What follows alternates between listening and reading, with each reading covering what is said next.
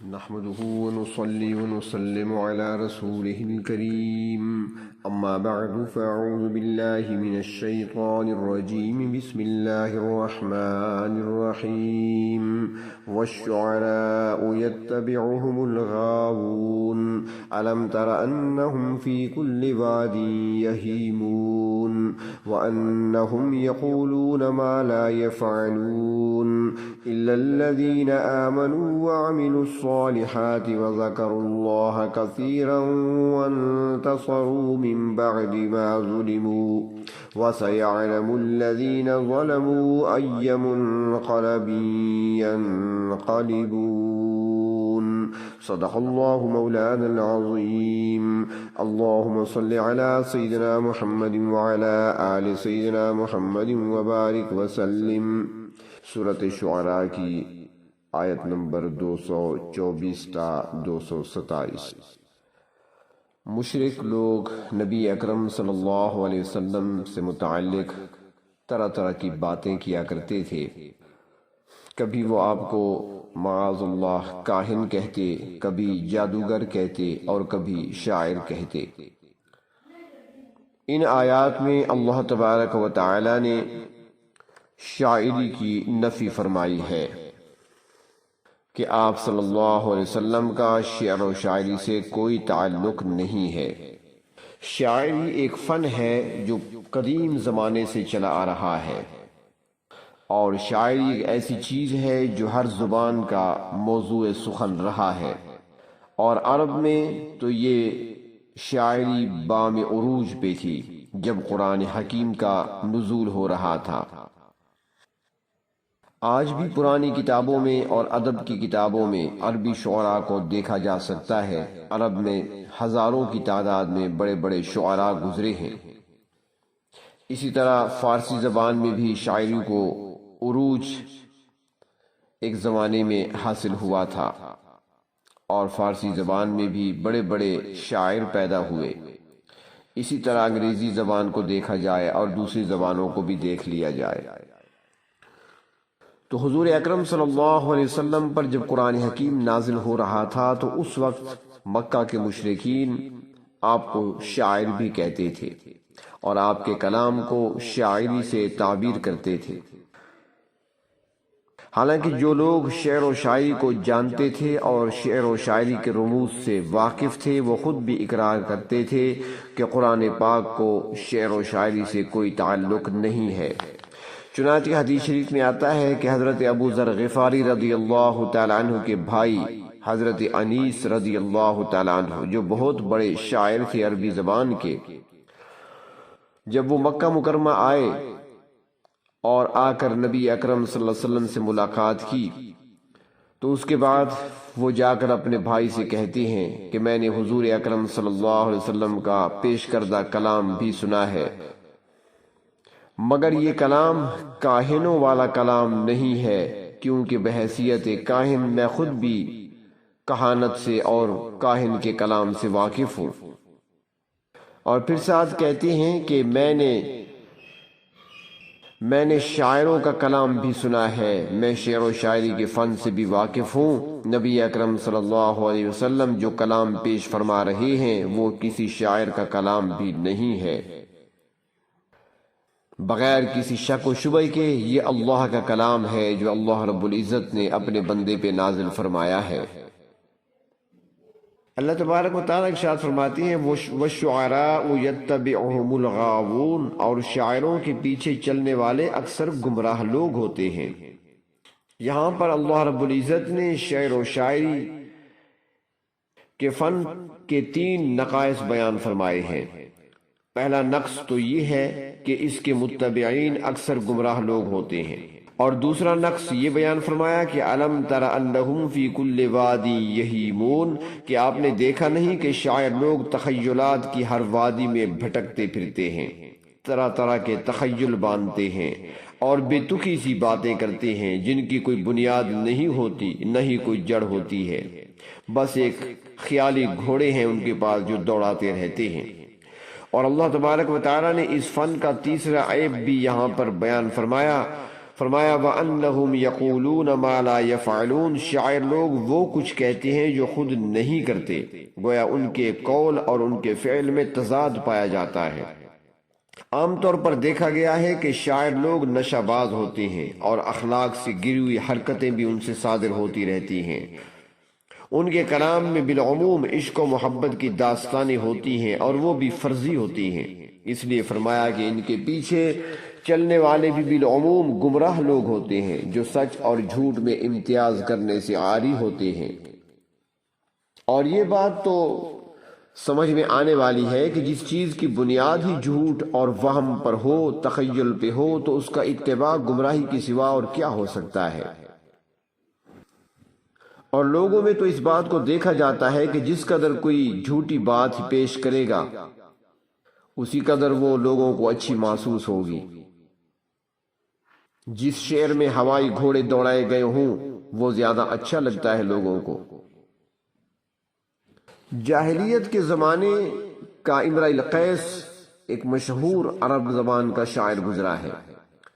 اس کے بارے میں آتا ہے کہ اس کا باپ بنی اسد قبیلے کا بادشاہ تھا اور امرؤ القیس شہزادگی کے زمانے میں ہی شعر و شاعری اور عشق بازی کی طرف راغب تھا، شراب بھی پیا کرتا تھا، اور فرماتی ہیں کہ اس کا لقب ہی ملک الذلیل مشہور ہو گیا، یعنی گمراہ بادشاہ، اور اس کے کلام کے اندر بھی فحش اور اخلاق سے گری ہوئی باتیں پائی جاتی ہیں۔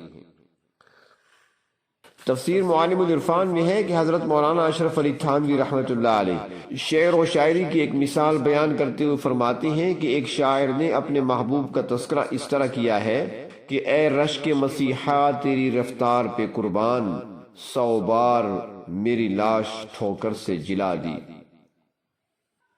اب تخیل کے اعتبار سے تو یہ بڑا اونچا درجے کا شعر سمجھا جاتا ہے، مگر اس میں جھوٹ ہی جھوٹ ہے، یعنی اس میں شاعر نے خود کو مردہ تصور کیا اور اپنے محبوب کو اپنی لاش پر سے گزارا، گویا کہ وہ کہیں سر راہ لاش کی صورت میں پڑا تھا، اچانک محبوب کے پاؤں کی ٹھوکر لگی تو لاش زندہ ہو گئی۔ ایک فضول سی بات اور خلاف واقعہ اور خلاف عقل بات ہے۔ حدیث شریف میں آتا ہے، حضرت ابو سعید خدری رضی اللہ تعالیٰ عنہ بیان فرماتے ہیں کہ نبی اکرم صلی اللہ علیہ وسلم کسی سفر پر تشریف لے جا رہے تھے، راستے میں کوئی شاعر بیہودہ شعر گاتا ہوا ملا تو حضور اکرم صلی اللہ علیہ وسلم نے ارشاد فرمایا، خذوا الشیطان، اس شیطان کو پکڑو، یہ کیا بکتا جا رہا ہے۔ اور نبی اکرم صلی اللہ علیہ وسلم نے یہ بھی ارشاد فرمایا کہ اگر کوئی شخص اپنے پیٹ کو پیپ سے بھر لے تو وہ اس شعر گوئی سے بہتر ہے۔ جو بد اخلاقی پر مبنی جو اشعار ہوتے ہیں وہ ایسے ہی ہوا کرتے ہیں، اور پھر اس قسم کے شاعروں کے پیچھے چلنے والے بھی بے نمازی ہوں گے، نشہ کے عادی ہوں گے اور بد کردار قسم کے لوگ ہوں گے جو واہ واہ کرتے ہوئے نظر آئیں گے، نہ ان کو فرائض کا خیال ہوگا نہ ہی انہیں اخلاق کی پرواہ ہوگی۔ اور دوسری طرف دیکھا جائے کہ جن لوگوں نے قرآن پاک کو اپنا لاہ عمل بنایا، ان کے اخلاق، ان کے اعمال اور کردار اعلیٰ درجے کے ہوتے ہیں۔ تو اللہ تبارک و تعالیٰ نے ان آیات میں عام شعراء کے تجزیہ میں 3 نقائص کو بیان فرمایا ہے۔ پہلی بات تو یہ کہ شاعروں کے پیچھے چلنے والے اکثر گمراہ لوگ ہوتے ہیں، جبکہ قرآن پاک پر عمل کرنے والے اعلیٰ اخلاق اور اعلیٰ کردار کے مالک ہوتے ہیں۔ دوسری بات یہ کہ شاعر لوگ تخیلات کے سمندر میں ہوائی گھوڑے دوڑاتے پھرتے ہیں، جبکہ قرآن کریم کا پیروکار حقیقت کا متبع ہوتا ہے۔ اللہ تبارک و تعالیٰ نے فرمایا کہ شاعروں کے قول اور فعل میں تضاد ہوتا ہے، جبکہ قرآن کریم کو سمجھنے اور پڑھنے والے اور عمل کرنے والے حقیقت میں وہ قرآن حکیم سے انحراف نہیں کرتے، جو کچھ وہ پڑھتے ہیں اسی کے مطابق ہی ان کی زندگی نظر آتی ہے۔ شعراء کا تذکرہ کرتے ہوئے اللہ تبارک و تعالیٰ نے جہاں ان کی قباحتوں کو، برائیوں کو بیان فرمایا، ان کے نقائص کو ظاہر فرمایا، تو وہاں ساتھ یہ بھی فرما دیا کہ سارے شعراء 100% وہ ایسے نہیں ہیں، بلکہ ان میں کچھ اچھے لوگ بھی ہیں، اور ان کا ذکر اس طرح فرمایا کہ الا الذین آمنوا، مگر وہ لوگ جنہوں نے ایمان قبول کر لیا، وعملوا الصالحات، اور جنہوں نے اچھے اعمال انجام دیے، وذکروا اللہ کثیرا، اور انہوں نے کثرت سے اللہ کا ذکر کیا، وانتصروا من بعد ما ظلموا، اور بدلہ لیا مظلوم بن جانے کے بعد۔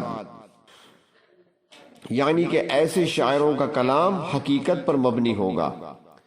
ایسے لوگ نہ تو بغیر کسی حقیقت کے خیالی گھوڑے دوڑائیں گے، اور نہ ہی ان کے قول و فعل میں تضاد ہوگا، اور نہ ہی ان کے پیچھے چلنے والے گمراہ لوگ ہوں گے۔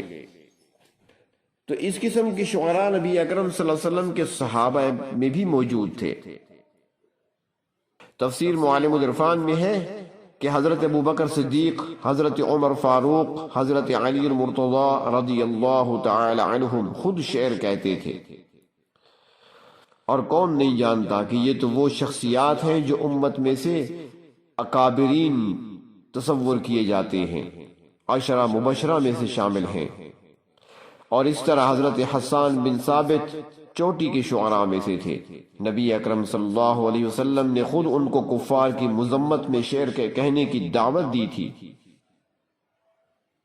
اس طرح حضرت کعب بن زبیر، عبداللہ بن رواحہ، حضرت لبید رضی اللہ تعالی عنہم یہ بھی شاعر تھے۔